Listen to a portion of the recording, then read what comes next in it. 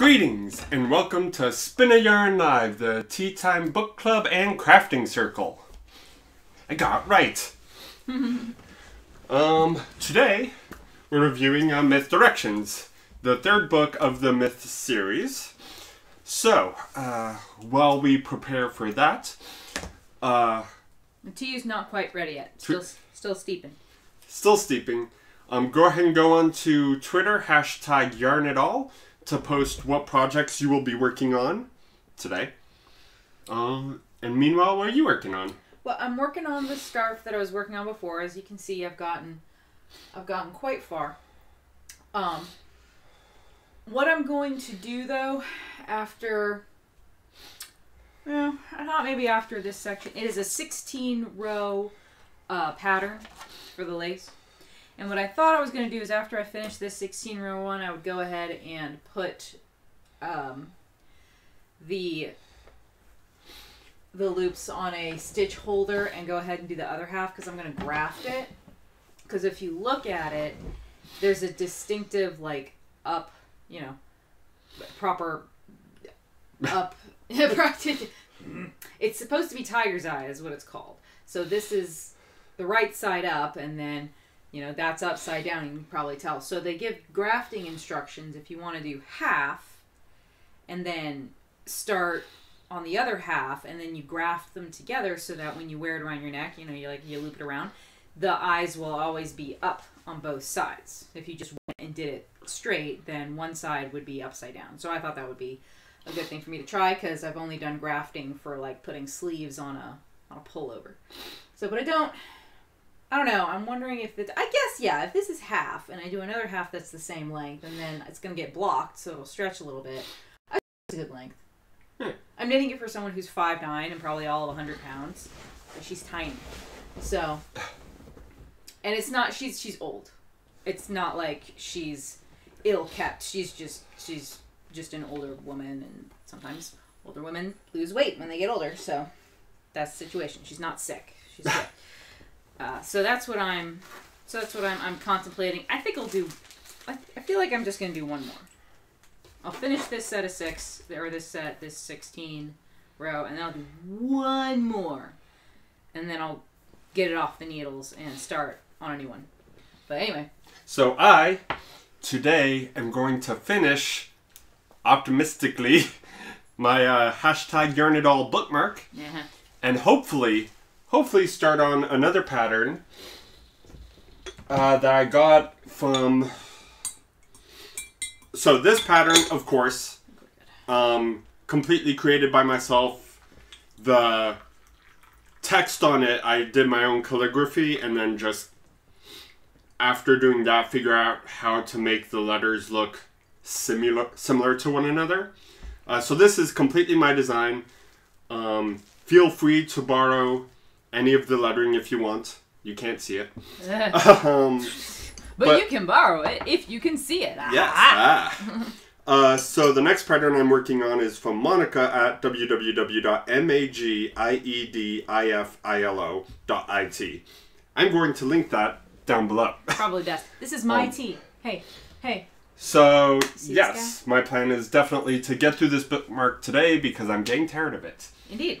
And so here's our kitty. He's Osiris. He's the star, of course. Oh.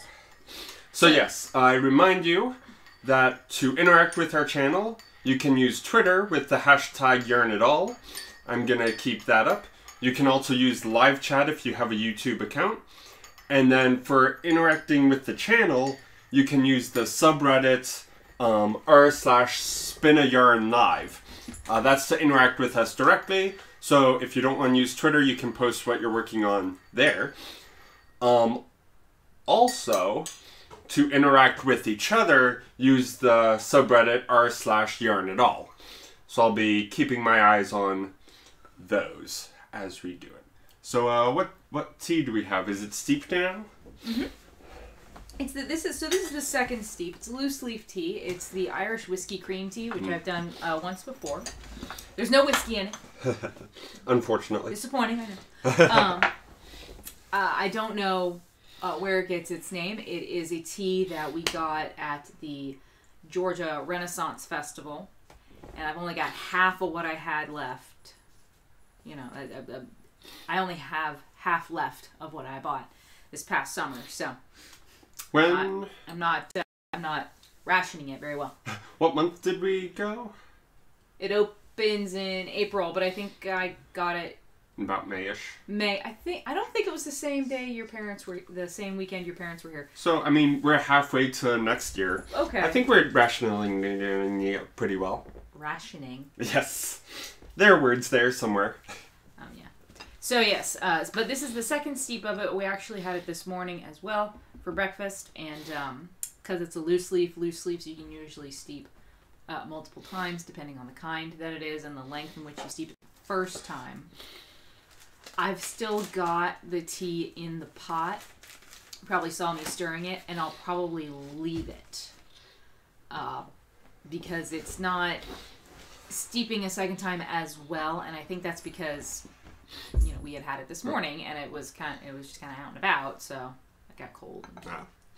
So I already have a bit of kitty fuzz in my tea. Mm-hmm. We like to say that's the proper garnish. It is the proper garnish for all things. Uh-huh. Alrighty, so we're already, 8 minutes in? Yeah. Let's talk about the book. So this is the third book of Myth Direction series. I don't remember what I said last episode, but... Myth series. Yeah. What did I say? You said the Myth Direction series. Oh, yes. No, that's wrong. Which is not quite right. Yeah. It's not the best of the books. I think it's better than the first... Well... No, I'd still say the first book is better just because it introduces everyone. This may be... What I like about this book is which is a funny thing for me to say. Of the two of us, I'm kind of the jock. Yes. Okay, I was on varsity golf and swim team in high school. At the same time, I was doing martial arts outside of school. When I got to college, I kept with my martial arts. I started doing archery, which is how we met. I did fencing. I did rock climbing. I am an athlete. Okay. Meanwhile, I quit the chess club and the robotics club because they were too jock-like for me. Hilarious, because you did soccer. What did you do? You did something. Okay, this is funny. Go ahead. So I think my mom is going to disagree with this. She has every time I've told this story near her, and I think she's watching right now. But yes. So I started with softball, and I hated it. Too much running. Too much running. So I switched to basketball. Hated it. Way too much running. A lot of running. So I switched to soccer. Midfielder. Absolutely loved it. A lot of running. No, it was fine. It was a good amount of running. I guess you stayed in the middle. But so you did but that was like middle school or even elementary school. Yeah, you didn't do anything in high school. No. I didn't really come into myself as an athlete really until high school when I was effectively doing 3 sports at once. And I was in a bunch of AP classes, so there you go. Anyway. So this is a world of jocks. So and spectators. Go on, Sean. Well, what kind of annoys me is that, in my opinion, the best parts of this book is when they're on the field playing. Yeah. And it doesn't last very long. It doesn't. It's the last chapter and a half, and they're short chapters, of this book. And it was kind of annoying because I was like, this is the most enjoyable, for me, this was the most enjoyable part. And I was really liking it, but then it was like, well, I'm not going to tell you everything that happened. You know, I'm not going to give you a full play-by-play, which, on the one hand, I would have appreciated, but there's only each team only scores 1 point. Yeah. And then we end it with the 2 half points that, you know, were scored by Skeeve's team. And this cat, you know, he wants the bread and the milk and the tea. And he's just, anyway. Kitty. How about you cuddle down here? No, baby. Really? Dude.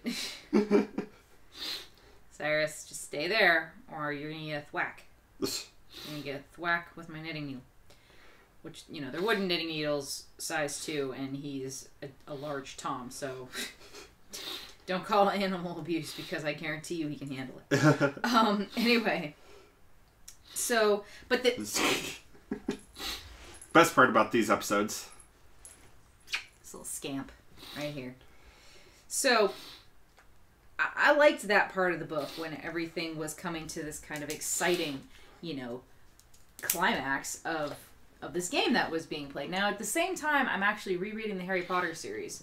And so all of the Quidditch stuff, I like getting the play-by-plays of those, which is hilarious because if you asked me to sit down and actually watch a sport on television and you gave me a choice of what sport I was going to watch, I'd say please put the Golf Channel on. I like to watch golf, and I like to play it. I don't like to watch American football. I'm okay with watching soccer. I'll watch tennis. I'll watch Wimbledon. That's about it. Basketball bores me to tears. Which I hope my cousin isn't watching because her husband is like a basketball coach. So I'm just like, I love you guys. I just don't like basketball. Yeah. I mean, he already knows that I have absolutely no interest in sports. Yeah. Which is fine. We still get along. Yeah. So, yes. What were you saying you like about... Oh. Just you like the parts of it that we're actually describing. Yep. Yeah, they weren't as long as they could have been.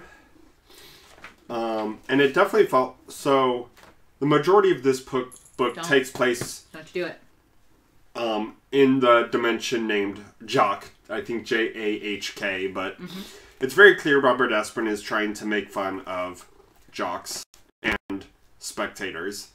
Because all the jocks who are not actually sports people... They're either overweight. Either super overweight or super skinny. So, like, America mixed with somebody else.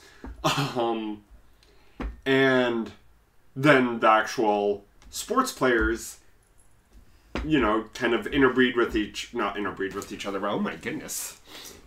Yes, they do interbreed with each other. I think there's a big enough population that's not strictly interbreeding, but they've basically become another species.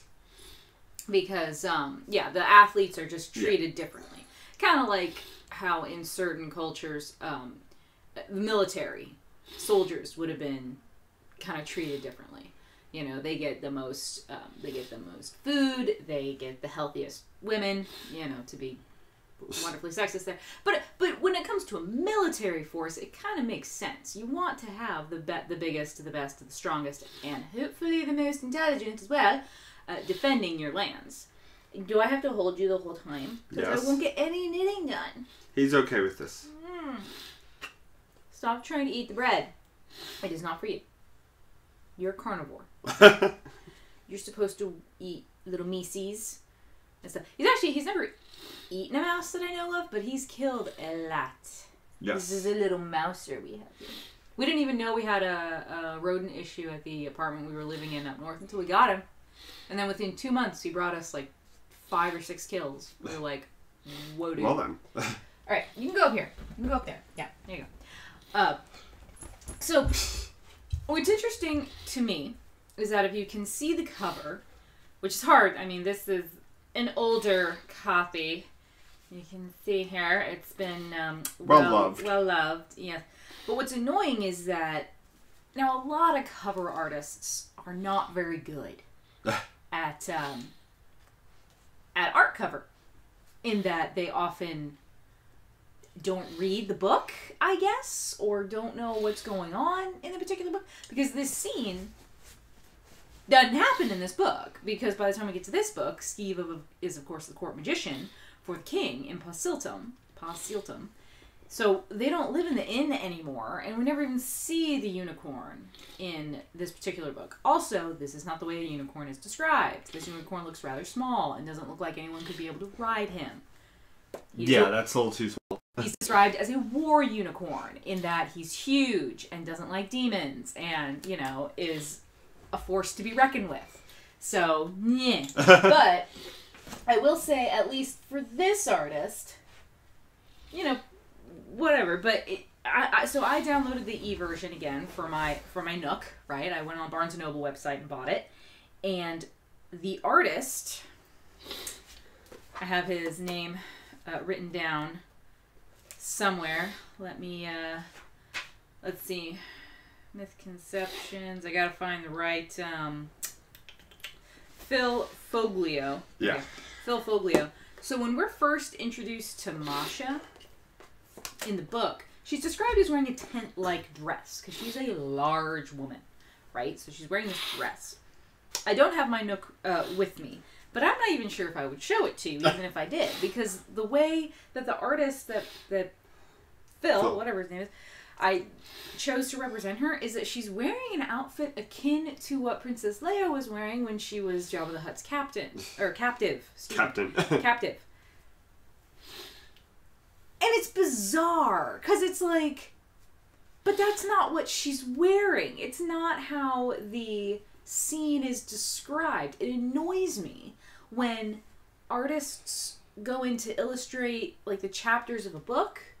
You know how, since I'm reading Harry Potter, at the beginning of each chapter in Harry Potter, there is a little illustration over the top of the chapter heading.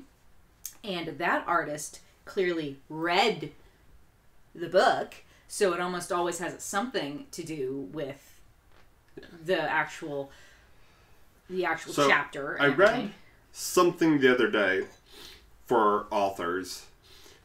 Apparently, if I recall correctly, a lot of the times the artist used for covers of books is chosen, bargain style by the actual people who are producing the book. The publishers? The publisher, thank you. I knew it was a P word. So it's usually cheap. It's usually trying to get a lot of cover art out one time so the artists don't have much time. And it's very rare, or unless you're actually a really top-notch author, it's very rare that you actually get to have any say in what your cover looks like. Which is one of the things with Dresden Files, how Dresden always has he's wearing a cowboy hat on, even though in the book it's described that he hates hats. Yeah. And then, after a few books, it kind of became a running joke between between what, the author and the artist, yeah. Because the cover artist remained the same. And that's nice. At least when you have a series like Dresden Files, which is still ongoing. The 16th book, we still don't have a release date yet. Jim.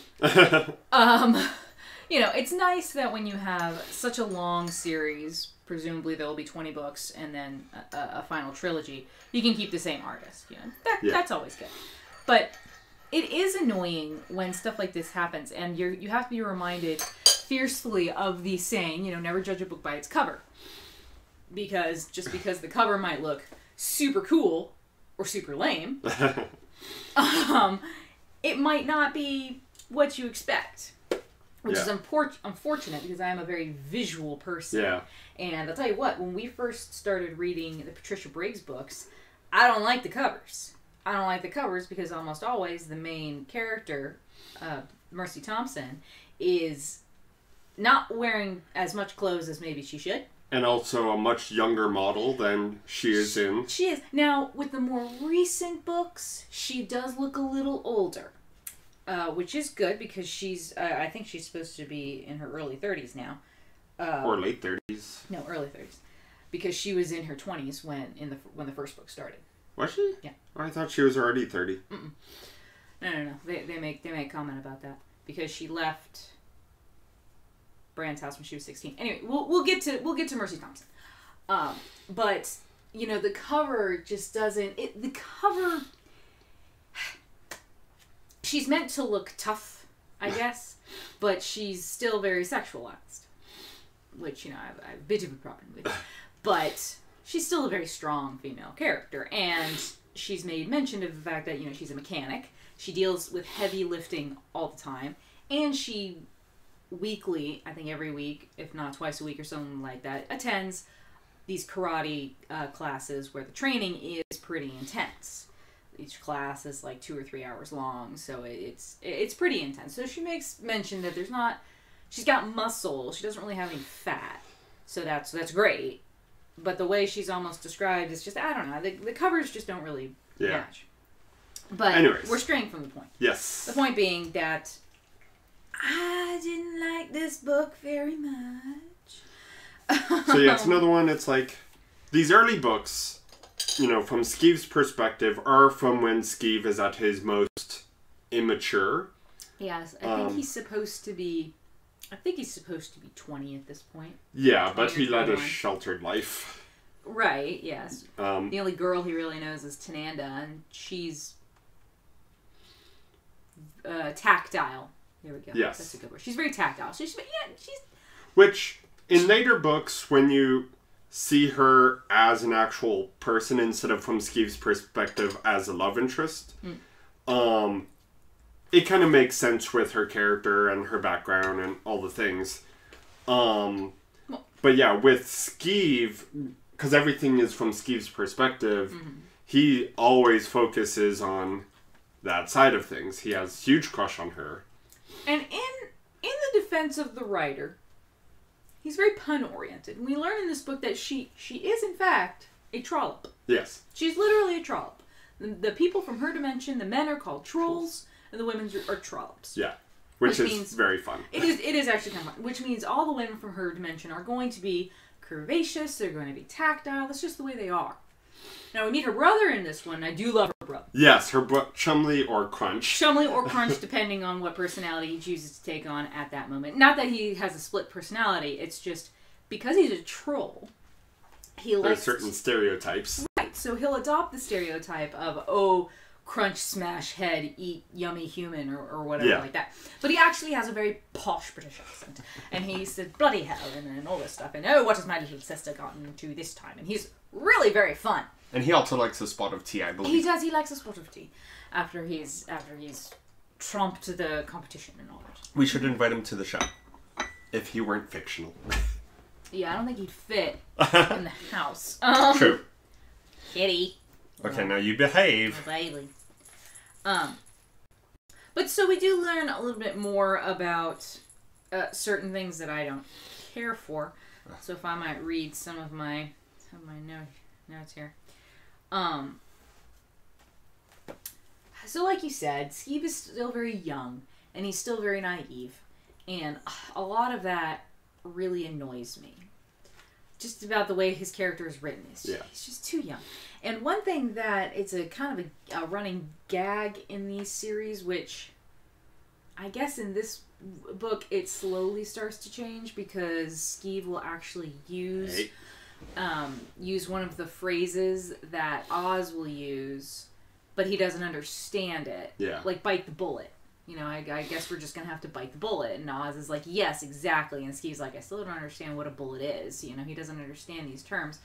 But other things but he still gets confused by other terms. And I understand that he doesn't understand because of the dimension that he's from, but it's very wearing and tiring, this joke. Of him not understanding and trying to question. I think that's the most annoying part, is he continuously tries to question, and he's like, he wants an explanation, he wants to understand. And it's great for somebody who wants to learn, but it's really annoying. Also, he seems to forget his own game plans a lot.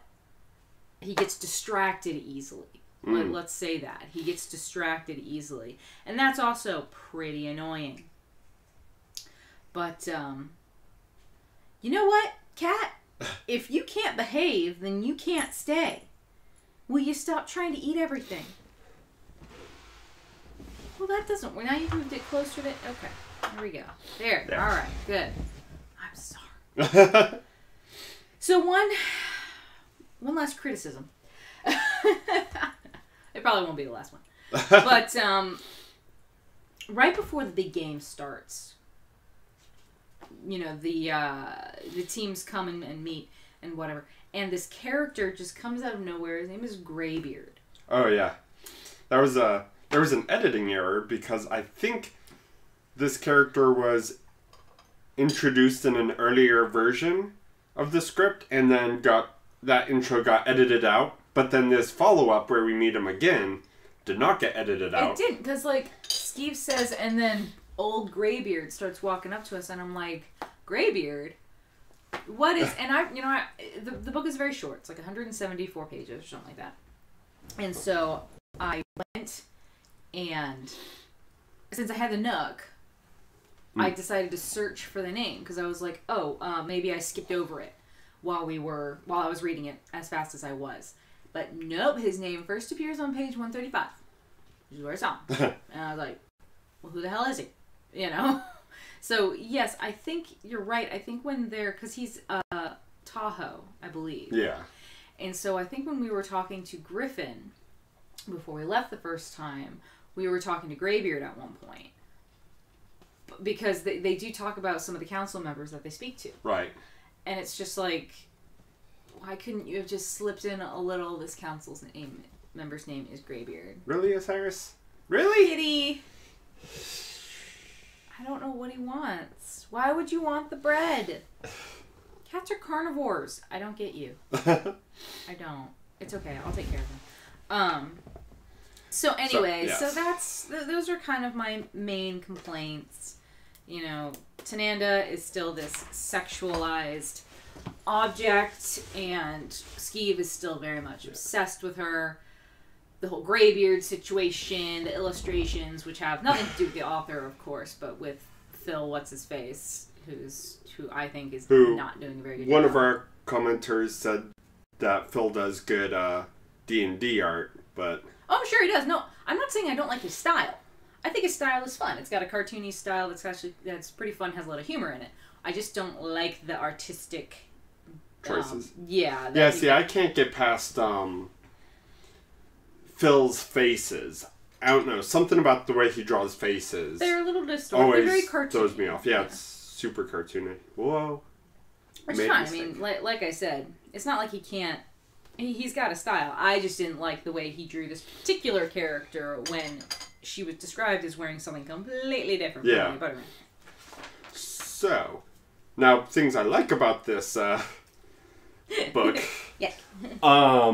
So I do absolutely love the plot that we're buying, or not buying, we're stealing Oz a right. Tananda was very careful to phrase it. We're going to go get him a gift. She didn't say buy. Yeah. She said we're going to go get him one. Of course, then we get another one of those stupid Skeeve moments where he's confused that they're going to steal it, and she's like, I thought you wanted to be a thief. Yeah. So we get that again, but that's fun. Some of the super out of the way dimensions, we have a large snail dimension. I did like the snail dimension. How it turned out one of the other snails was like focusing in on Skeeve, and he ran for it. Yeah, I was like causing a huge commotion because no snail can move that fast. That was actually kind of funny to visualize that. Yeah, that was good. And then the bird dimension, Avis, of course. Also a silly visual for how they had to...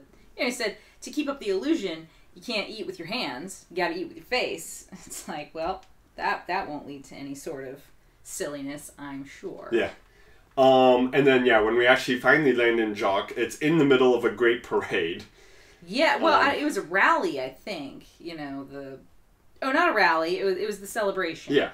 Because Tahoe won the trophy for the first time in 5 years, or whatever it was.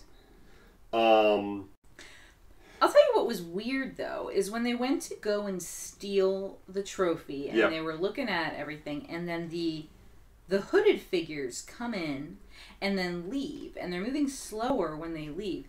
It struck me as very odd. Even though Skeeve is supposed to be young and naive, he's not completely dim. And Tananda, of course, is not... unintelligent. So I was like, I mean, as soon as I read it, I was like, well, they stole it first. Yeah.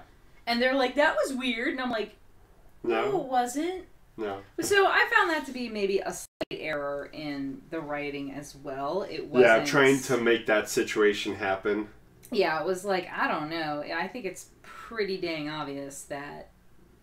I lost count. Oh. It is obvious that you lost count. I almost wonder if that's another editor thing where... Maybe those people didn't exist in a draft, and then some editor somewhere said, well, we have to explain why it's not there, and so it got written in. I don't know. Or they had to explain why Tananda and Skeeve would have gotten caught.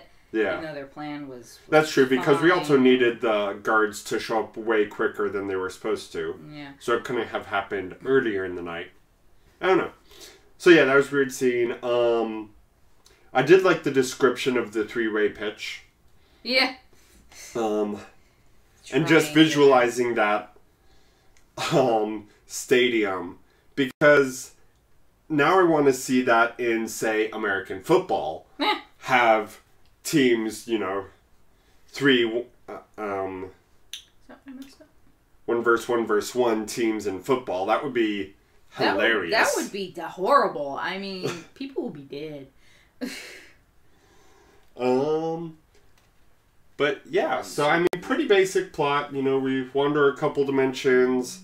They get caught stealing, and then it's all about trying to rescue Tananda. Of course, Skeev's big mouth makes promises that he shouldn't. With Quigley, yeah. But that's more in line with his character, because you see him always in all the books be very, I don't know if I'd say kind-hearted, but willing to help, you know, wanting to help people. Right. Yeah, it's like, I mean, you know, he didn't want to come in and mess up what Quigley had going. That was not their intent. They just want to get Tananda back. So, I can totally understand. I'm also happy to see Quigley is now a wizard. No, I really miscounted. Oh my goodness. Oh my god. See, when he started as a demon hunter, and then he travels, becomes a demon, and then figures things out and decides to give a shot of being a wizard. And actually, one of the things I really like about that is Skeev, who's not very confident in his own abilities, meets Quigley, who, you know, talks him up, but also talks about how he's not good. And then they meet Masha, who claims not to be very good once they get her trust. And Skeev's like, does anybody actually feel confident in what they're doing? And yeah, the answer is no. Yeah, it's a lot of bluff. I mean, even Oz, you know, it's a lot of bluff. Yeah. Try to get this. This is the problem with trying to do lace and do something else at the same time. Usually I just sit in front of my computer and binge watch something while I try to do all of this. So why are you doing lace? Hey, guys, Christmas present. Oh yeah, so apparently my mom commented, Foglio used to have annual calendars, but they were definitely purchased more by young men for the scantily clad female warriors. Warriors, quote unquote. It's this, what I'm going to go with, quote unquote. Alright, I'm gonna try this again. Paul, you talk. Me talk? Yeah, you talk. Okay, oh man. So, yes, my favorite bit of magic, in this book is when Oz and Skeev are in Vegas, of course. Spelled differently. No relation. No relation. Yeah, they did. They made that joke again. When Oz introduced himself as Oz, and someone was like, Masha was like, as in, and he's like, no relation. Which also sets her up as being a little bit more in tune with everything than Skeev was. Yeah. Because when Skeev said Oz, trying to pronounce Oz's name, Oz said no relation, and Skeev just got confused. But Masha knew what was going on. But yeah, so they're stealing the trophy back, Oz and Skeev, and they whip some animal skin over the trophy because Skeev's illusion can only work on things that were at least once living, which is weird. But so they... but Skeev causes the illusion to make the trophy look... Wow, I had the worst time with that sentence. Make the trophy look like a wounded soldier. So Skeev and Oz are running around telling all the other soldiers, there's attack from this direction, there's attack from that direction. Southern Wall. Yeah, the Southern Wall. And, just the idea of that illusion with that wounded soldier. Yeah, it was really good. Yeah, I thought that was pretty good. What was your favorite title, chapter quote? Oh. I did not keep track of that, but it was like one of the first ones. Let's see. What was yours? I had two that made me smile. So, chapter 16, at the very end of chapter 15 is when Oz, he's looking at the trophy and he's like, why would you guys want to steal this thing? And finally Skeeve is like, well, it was supposed to be your birthday present. Happy birthday. And Oz is like, my birthday? Yeah. And so this is when the plan was to give this trophy back to Tahoe so that they can save Tananda. And Skeeve goes, all right, well, let's take it back. And he goes, I'm not giving it back. It's my birthday present. He gets all attached to it. And the very next chapter, the quote at the beginning says, and then the fun began by Napoleon Bonaparte. Yeah. And that made me laugh. But the second one was chapter 19, where the quote was, we've got an unbeatable team. Sauron. Yeah. That one made me facepalm. Oh, man. So I liked those. Yeah, there's a bunch of good ones. So, I think my top one... Oops. Top one is, when old friends get together, everything else fades to insignificance. War, famine, pestilence, and death. Mm-hmm. Which is good. And then my second favorite is, what do you mean you've got a little job for me? Hercules. I don't remember that one. You don't? Nope. Interesting. Well, I've lost it. What chapter? I don't know. It's gone forever now. It's gone forever. Oh, chapter 11. Oh, okay. Yeah. But yeah, no, that was good because, of course, he had jobs to do. He had lots of jobs to do. Yeah. That's actually a fun little Easter egg. I don't know how many of y'all have seen Disney's Hercules. Probably more of you have seen Disney's Lion King, which is fair. But in Hercules, one of the tasks that Hercules has to do is he has to kill this lion. I don't remember what the actual Greek myth about it is, but in the movie, he does it. And he's getting his portrait painted, like, on the side of a vase or whatever, and he's wearing the lion skin. If you look carefully at the lion skin, it's Scar from The Lion King. Oh. With the scar on his face and everything. And it's Scar's pelt. Yeah. Which is like, on the one side, it's kind of funny because when did Hercules come out? I'm trying to think. Lion King came out in the 90s. Mid-90s, 94, 96, something like that. Hercules came out maybe in the early 2000s. But I don't know if that was supposed to be like a fun thing for the older siblings or for the parents or whatever. But it was just a fun little Easter egg. Yeah. Dark little Easter egg. Yeah. It's just so horrible. Because, come on. Jeremy Irons is awesome. So, do you have a favorite bit of magic used in this book? Well, I did like how they disguised, since Steve can't change the appearance of metal. Yeah. The pelt thing. That was a good idea.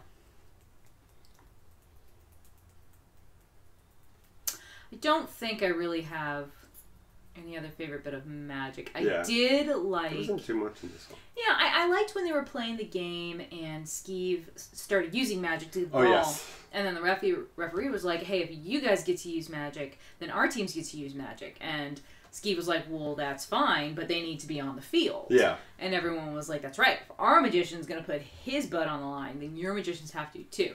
And the result is that neither Quigley nor Masha wanted to get in. Yeah, and part of that was also because Oz is quick-talking. Both Masha and Quigley thought that, Skeeve and Oz had plans to help them out. Right. And so they didn't want to interfere with Skeeve and Oz's plans. That was a lot of very trusting people trusting the very wrong people. I know. It's just, on some level, I feel a little sorry for Quigley. Like, so here's one thing about Tananda that happened in this book is she and Quigley had been traveling. If you remember from the end of the second book, or the first book, sorry, the end of the first book, they all went traveling together. And Quigley and Tananda were traveling together. And I guess because it's Tananda and Quigley looks great, they were in an intimate relationship. And then Quigley goes and sleeps with another woman. And Tananda feels, I guess, scorned or whatever, so she leaves him. But the other woman ends up being a thief and steals all of Quigley's money. And I'm sitting here going, well, that wasn't, I mean, I understand Tananda being angry, but to just leave him, someone who has no experience traveling the dimensions, and just leave him alone, I'm like, that's kind of a bitch move. Yeah. You know? I mean, unless... I understand she's a trollop, but still. Well, unless she actually left while Quigley was still with the other woman, like, thinking that the other woman would help take care of him. No. But, yeah, no, it's... the way yeah. at least it's perceived from Quigley's point of view. Right. Which... But it seemed that, you know, he had spent one night with a different woman. That's true. And then so she left, but then the other woman ended up taking all of his coin. Yeah. So. Like, which, I mean, is wrong of him, but yeah, it seems a little...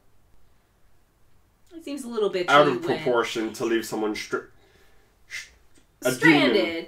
Right. Yeah. In a place that he doesn't really know what's going on and all that jazz. I mean, I guess the idea is that she left him on the bazaar, so it wasn't too bad. He got to the bazaar. Yeah, somehow he got to the bazaar. Or he might have been on the bazaar in the first place. So maybe yeah, no, I guess, yeah, leaving him at the bazaar isn't that bad. That's not so bad. Yeah. But it's still kind of, you know. She sleeps with everybody. I mean, what is that double standard? So I can sleep with anybody, but you better not sleep around. It's like, that's just rude. And she's clearly slept with a lot of people, okay? It's made very clear she's slept with Oz. It's clear that she's slept with a couple of the other guys that they had help win the war in the last book. So it's like, she's not one to be, you know, but anyway. What?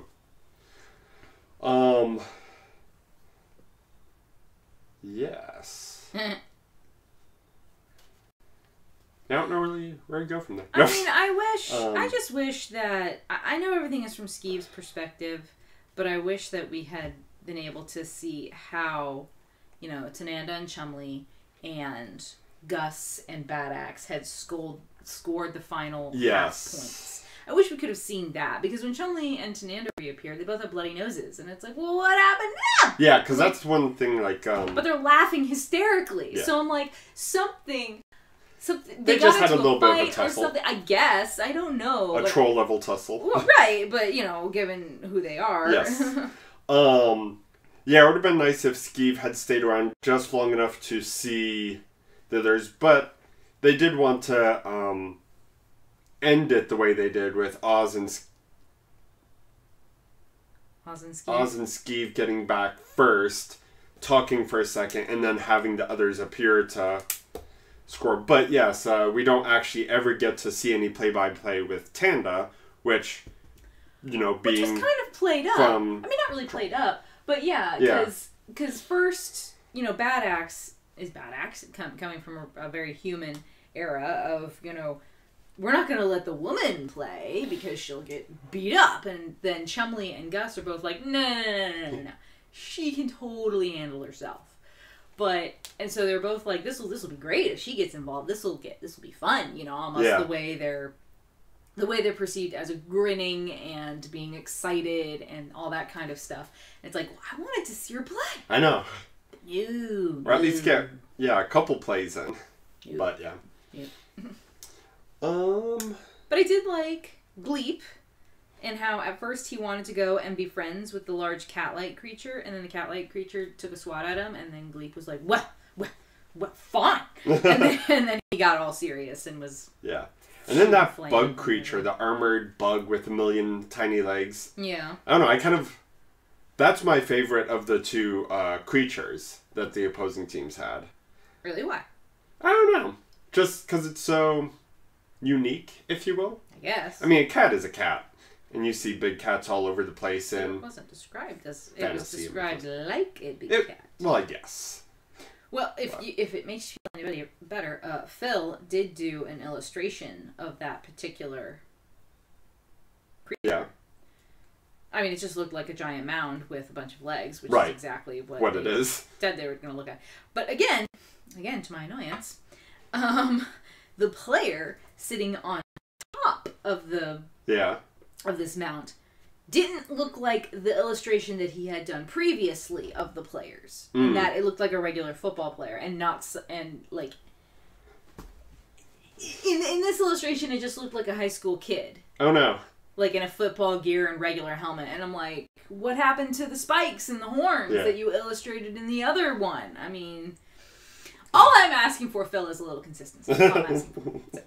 All I want. Little consistency. That's it. Yeah, so, yeah, now we have Chumley, and that's great fun. And Gus is going to stick around for a while now, too, right? Or does he, or is the crescent, is the arc, whatever, the McDonald's just where he lives? It's McDonald's. I'm not sure. I know that's where he works, but I'm not sure if, I don't think he comes in, because what's the next book? I think the next book is Hit or Myth? Let me... Actually, I can use the internet. Myth, ink. I'll do one more. And then I'll bind off. Or not bind off, but then I'll get ready to graft. Excuse me. So yes, next book is Hit or Myth. Which I forget which book is this?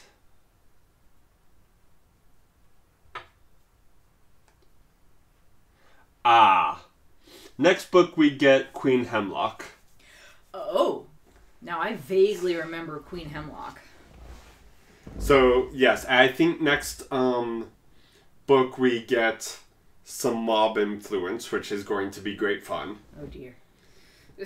Yeah, so I don't think any of the others stay with Skeeve. It's just they're all kind of on call at the moment. Oh, I see. Yeah. Because it's not until we get Myth Inc. that they do their thing. That's true. I do like when they end up staying on... Yes. Staying on the... hold on. I was trying to not do spoilers. Yeah, staying on the spoilers after they've done spoilers. It gets really good. And at that point, Skeeve is a bit more grown up. Well, we move away from the idea of Tananda being a love interest and more her just being one of the characters. Yeah. Once Skeeve starts thinking of Tanda as more of a sister, like a big sister, it's she starts becoming really good. Same with, Chumley is always good. But yeah, seeing Tananda and Chumley hang out together is also pretty good stuff. Character development wise. I don't think Skeeve really... he got loads of practice on his magic. Just because he had to do a lot of illusions and flying and all sorts of other things in a stressful situation of being in dimensions he couldn't even imagine. Yeah. But yeah, I don't know if he's really grown as a person this book. Not really. We had a brief instance when, once they got to Nanda, he was saying, perfect, let's hit the road, because Oz told me, when this happens, to just go ahead and run. If it was between saving his skin and saving Tananda, to just go. Of course, he got convinced otherwise. He did. But when everyone else was saying, what? No, and all this, and wanted to finish the game, he had that brief instance when he was like, must be what Oz feels like all the time. And I was like, okay, all right, I'll give you that. That's funny. Yeah. But, yeah, I think we're finishing this up a little bit early. It is a short book. It is. It was real. I read it in a day. So I had to work on Friday. I had to work yesterday, just because I've taken so many other vacation days that it just wasn't really feasible for me to not work. And there were 10 people in my office of 80. And I work at a bank, so usually everybody's there, right? So there were only 10 people, and by noon, there were 6 people. And by 3, there were 4 people. And I'm not even sure if Laura, the only actual banker that we had was a private banker, and I don't even know if she stayed to 5. She might have done. But then we had 3 admins. It was me, Kate, and Carissa. And then Kate, Chris, and Catherine. But I'm the only one who spells my name with a C. And then one of the HR girls. So we didn't have a lot going on, so I just read the book while I was at my desk. I also worked. I also got stuff ready for a bunch of meetings we have next week. I got those packages printed out and put it on everyone's desk and everything. So I wasn't goofing off completely. But as soon as I finished reading the book, I was knitting. Yeah. I thought about continuing to read the 4th Harry Potter book, but I was like, meh, I need to knit. So yes, next week we are going back to One Piece for the 3rd arc, the Syrup Village arc, which is chapters 22 to 41, which is the end of Volume 3, all of Volume 4, and the beginning of Volume 5. I do not have those to show you right now because they're in a box. I was out blowing leaves till the last minute, so I'm not as well prepared. I see Volume 9. You know, I was boasting the other day about how I'd finally unpacked all of my boxes in my craft room. So I had all of my yarn and fabrics and stuff unpacked since we moved from our apartment to this house about a year ago now. And I was so excited. I was like, we've completely unpacked all of our boxes. And then I come up here to Paul's office and I realize, no, because we still have three boxes of manga and a few other books are in there as well, including Animorphs. We should do Animorphs. Oh my goodness, because Animorphs is fun. A long. Well, we can do series. come on, those books are for kids. We could probably do 3 books per episode. Per episode. We could. Come on, they're tiny, tiny little. Maybe we could kind of do that with Myth too, but Yeah, but the Myth books do get better. I know. Ooh, are we gonna do? We should do Enchanted Forest Chronicles At some point, yeah. We should. We absolutely should. Probably once we finish Hitchhikers, maybe we can add that as the next short. Who knows? We'll see. Yeah, because we got 5 Hitchhikers. Because we're trying to. Because I don't even know if Myth is finite. Because I feel like a woman took over the writing after Robert Asprin died. Yeah. Now, of course, I'm blanking on her name. Was it Anne McCaffrey? No, Anne McCaffrey wrote The Dragon Riders of Pern. I know, because Carissa and I were talking about her on Friday. Yes. One woman who's done a lot of things also does a lot of dual booking with a lot of people. I think it might be McCaffrey. No, it's Laura something. Laura? Laura or Lori? No. We've got one of them. We've got one of them with... Mom, if you're watching, post in Reddit.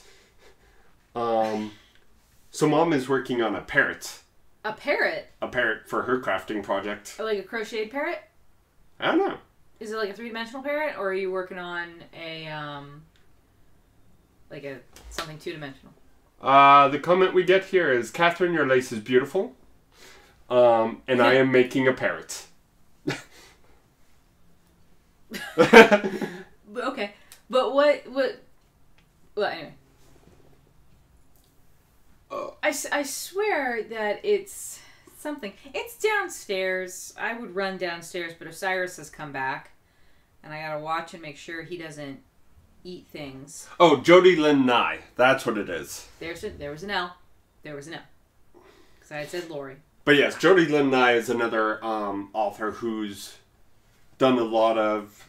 Partnering. Yeah, partnering. And, for Myth, after Robert Asprin passed, she just took over it, I believe. Is she related to him, or...? Well, maybe not. With Jody Lynn Nye, and then 1, 2, 3, 4, 5 books that do not say with her. And then there's an anthology with her. Oh, so maybe, I think Myth is just over. Okay. Last book published in 2013. Oh, alright. And yeah, they're generally a 2 to 3 year gap between them, so yeah. Okay.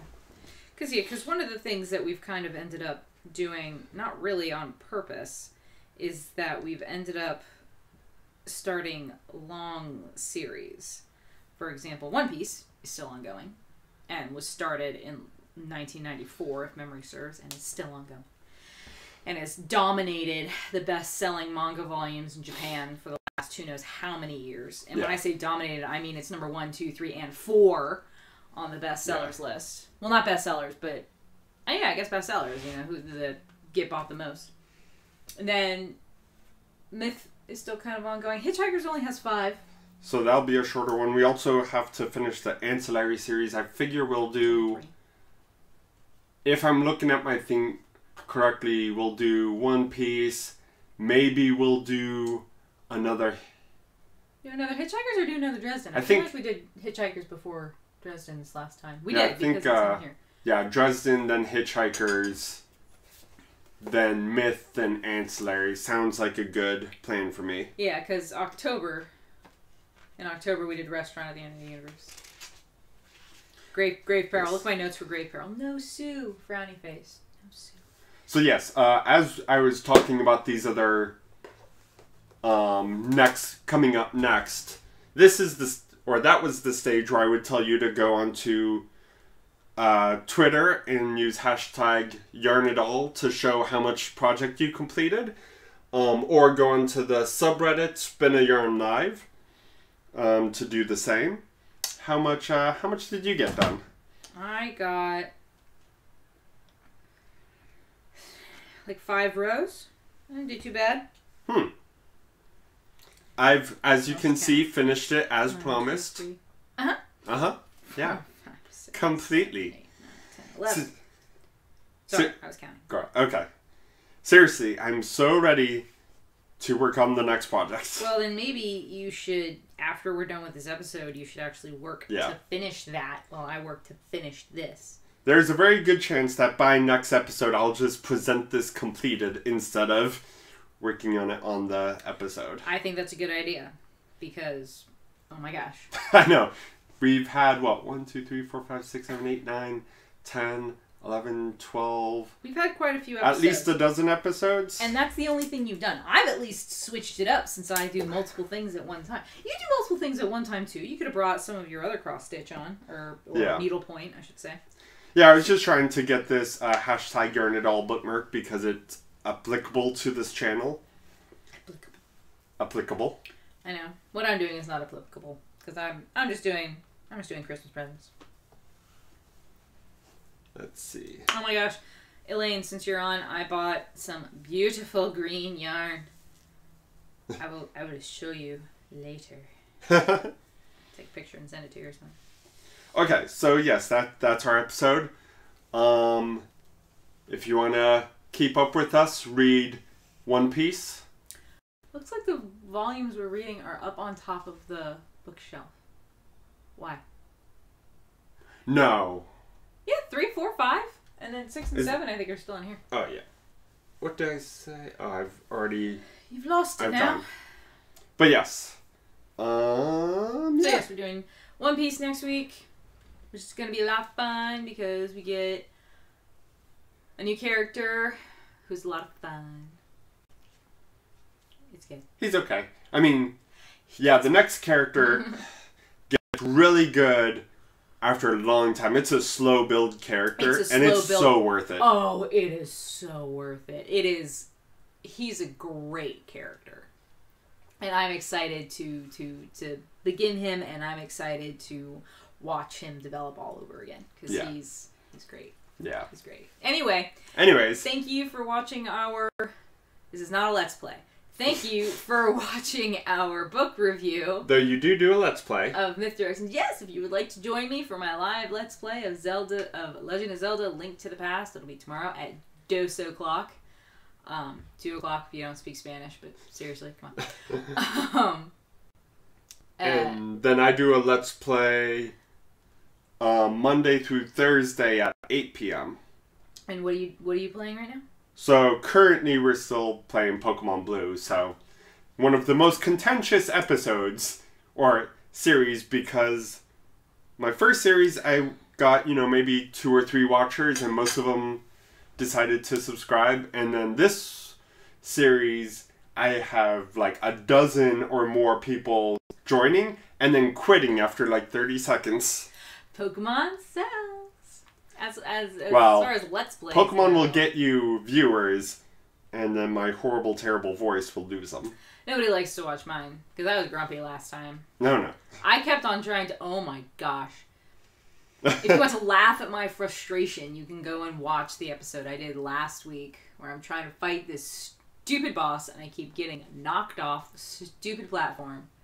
I am not a happy camper in that one. Not happy. Nope. Anyways. Anyway. On that positive note. Thanks for watching. Yes. We'll see you next week. One Piece. One Piece is next week. Okay.